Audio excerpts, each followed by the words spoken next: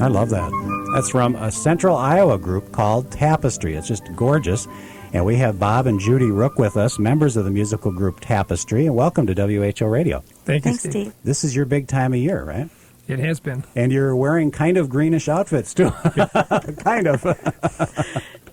So tell us all about how in the world did you just put this group together and come up with a CD of Irish-type music?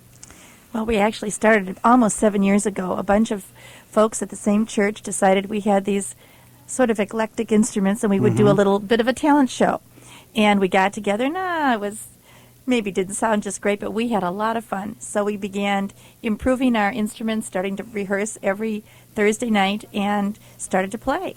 And from then, we've evolved. We did a lot of things that were traditional, and then Christmas, and then we started to fall in love with Irish music. Well, I mean, who falls in love with Irish music without much motivation? I mean, it's just not normally music a person would sit and listen to. But it's contagious music, and with the combination of instruments that we have, it was a natural. And we sort of fell into one particular composer named Tyrrell O'Carolan, and he's written over 480 pieces, a 17th century harpist, and so it just started rolling from there. And many of the pieces in this latest CD are composed by Tyrrell O'Carolan. What are the instruments in the group Tapestry? We have a lot of stringed instruments. We have a hammered dulcimer, a harp, an auto harp, violin, and then we have a guitar also. Then we have recorders, a whole set of recorders from very small to very large, so that's a very interesting sound, and those are on loan to us. We have a flute, and sometimes we have an accordion. A good old Irish accordion, yeah, I love those. Yes, a bagpipe with pleats. Now, these people must have kept up their skills over the years. I mean, you as adults do not just all of a sudden get together one night and go, oh, gee, let's just start to play together, right? I mean, you had to keep your skills up over the years. Well, and as our client expectations grew, we had to grow as well. Yes. When you do weddings, they're a fairly structured kind of environment, and you have to be rather precise. So that's a very disciplined environment, enjoyable, but very disciplined. And then we play on the street as well when we do farmers market. That's a very different kind of environment. Play farmers market where? Here in Des Moines. At least downtown? Yes. And, Fort Avenue? And in contrast to the weddings, you may have 30 or 40 people standing within inches of you, kids anxious to pluck a string on the harp or on the hammered dulcimer. And that's a very different kind of audience, but it's also music. And it's interesting because depending on who's there, we're a different sound. We played at Irish Fest in Milwaukee last summer, and that's a lot of vocal. And we're just at this point, we're really instrumental, and it's a different sound. And people come and gather because it's different. Our music is mostly arranged by Cheryl Lowe, who plays the harp and the accordion and recorders. And so to arrange for hammered dulcimer and violins and recorders takes a little bit of talent. So I'm happy to say we have 3 trained musicians in our group, so we're not just out there winging it on our own. So this wasn't like 7 years ago in someone's mind they thought, we're going to become big recording artists and we're going to play weddings every summer and this is going to take up 30 hours of our time every week, and you just fell into it. Yes, and probably in the last 2 years it's been important that we've revisited what our philosophy is, because this can get away from you over time, and we do not have any trouble booking 30 to 40 concerts a year, which is pretty much our repertoire. So we stick pretty close to that this is an avocation for all of us. It has to meet our balanced needs as family members, and we remind ourselves of that so that it doesn't get us out of touch. Our guests are Bob and Judy Rook. They're with the group Tapestry, and they have a variety of CDs and cassettes available. But I wanted to play one of their pieces. I think this is one of the traditional ones, and I have no idea why I picked it out, because I don't really sit around and listen to Irish-type music. But this is from their CD.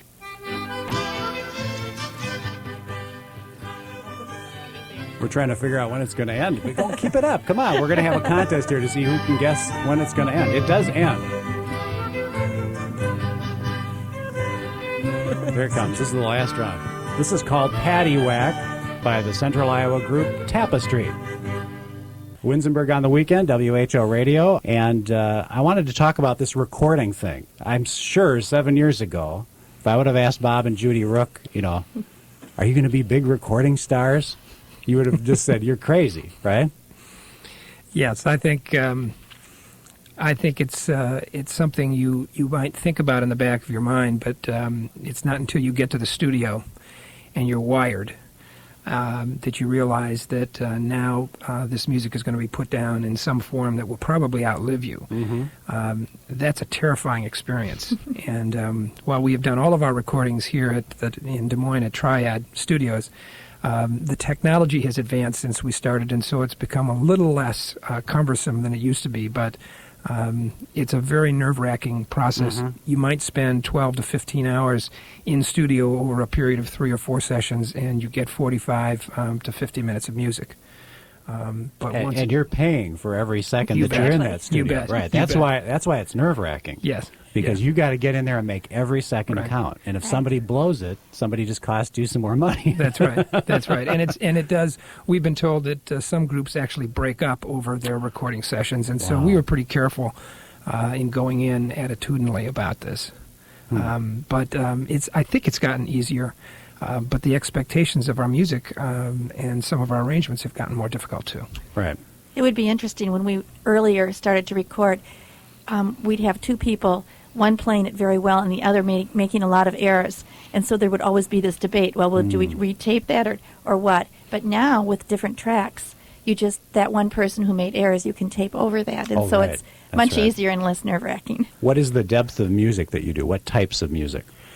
Well, we have done a Christmas tapestry, which has been all traditional carols. And then we have done a number of American hymns and some folk pieces. And then we've moved on to two albums with Irish Celtic Well, you music. have two with Irish Yes, music. the second one is, and the second tape that previously was a tape is now up in Minneapolis being produced as a CD, and we didn't have the harp at the time. So Cheryl went back down into the studio alone and added the harp to the rest of the instruments, and so now all those numbers reflect the complete group with the harp. Plus, we play a lot of classical music, and that's what we use greatly in our wedding Right. work that we do. Is there a lot of interest in Irish music? It's amazing. You first don't have to be Irish. There's something, I think, almost magnetic about the music. And we've done some of our own anecdotal testing in that we play Renaissance music at Renaissance festivals. And we draw just a so-so crowd, and then we switch over to something Irish, and the crowd triples. Well, isn't that something? Amy, I want to hear a cut. Just play another one of the cuts, just for a few seconds. I want you to tell me what's Irish about this.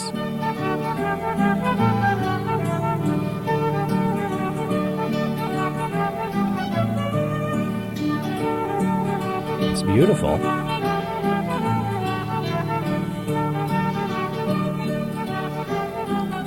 Okay, what makes that an Irish song? Well, I don't know that there's anything that's unique about it. It's certainly rhythmic, and it has a melody that people can relate to. There's a lot of repetition in Irish music. We attend, as part of what we do, we attend a lot of concerts with other musicians. It's amazing how much repetition there is. So we try to design our arrangements around, say, 3 or 4 verses, but we'll feature a different instrument, or the sound of the group will change as we build up or we build down in terms of the inclusion of the instruments. I think from an Irish cultural standpoint, Ireland has always expressed its history through music. It's been very strong, and many of the pieces that we perform have stories about them. And so both those stories, as well as the lyrics in some cases, are very powerful. And So there are lyrics that go with some of this to some of music. these pieces, yes. Now, of course, isn't Ireland also the home of this big river dance craze that's Right, going on right right. now? Yes. I mean, they're just selling millions of Yes. these videos and concerts, and my parents, of course, had to get it. It was fascinating to watch it. Yes, But you look at it, it's rather plain. If you just want to analyze it from a strict musical standpoint, it's rather plain, but it's fascinating. And maybe that's what you're talking about here. Yes, I think it almost mesmerizes people. And we attended at the Rosemont Theater earlier this last fall, and several other members of our group have seen it up in Minneapolis. It's a powerful piece. And the dance part, too, is part of it, Right. the step dance. When you go to Irish Fest, you'll see children. Well, even here in Des Moines, we have groups of people that are so involved in Irish things. The Celtic Music Association is very involved, and they bring in groups. and you'll see little children from 5 on up Wow. learning how to step dance, Wow. and it's quite interesting. Are the rooks Irish? Not a drop. Not a drop. Oh, great. Not a drop, but So we here, can this be. is your biggest time of year around St. That's right. Patrick's Day, and you're not We're at all sorrowful about Irish. that. That's right. You better put a little O in front of your name. O'Rourke or That sounds McRook good. or something like that. I find it very hard to believe that some people in this musical group that has released all these CDs and cassettes did not play music until they were adults. But just in the past few years, you have picked up these instruments.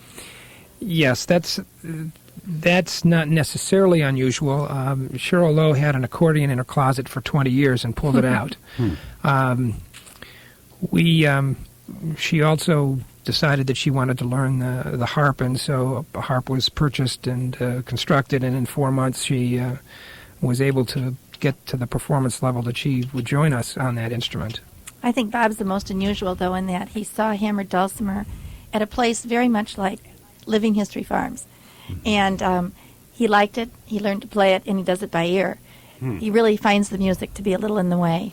And so you can learn. But my impression was pretty much if you don't take lessons as a kid or a young adult, you're not going to learn the instrument. Well, I don't think that's true. And Robert Fulghum, who wrote the book, All You Really Need to Know I Learned in Kindergarten, makes Right. the point that when you ask kindergartners how many of you are musicians, they all put their hands up. You ask a group of 21-year-olds in college the same question, and only a handful do. And since we know, I think, that learning now is music and art are a very important part of lifelong learning. Music shouldn't be left behind at the age of 18 or 21. We encourage adults who have a flair for music to get together with other folks and play. We didn't do this with the idea that we were going to become perfectionists, but we have enjoyed and we have grown individually, and we spend considerable time at this as an avocation. You look so happy, too. I'm sure there are moments that in every mostly music it's group, fun. but most of it's fun, and Right. it gives you a sense of worth, of something special to do, right? Right. And togetherness. It's great. The group is called Tapestry, today on Winsenberg on the weekend.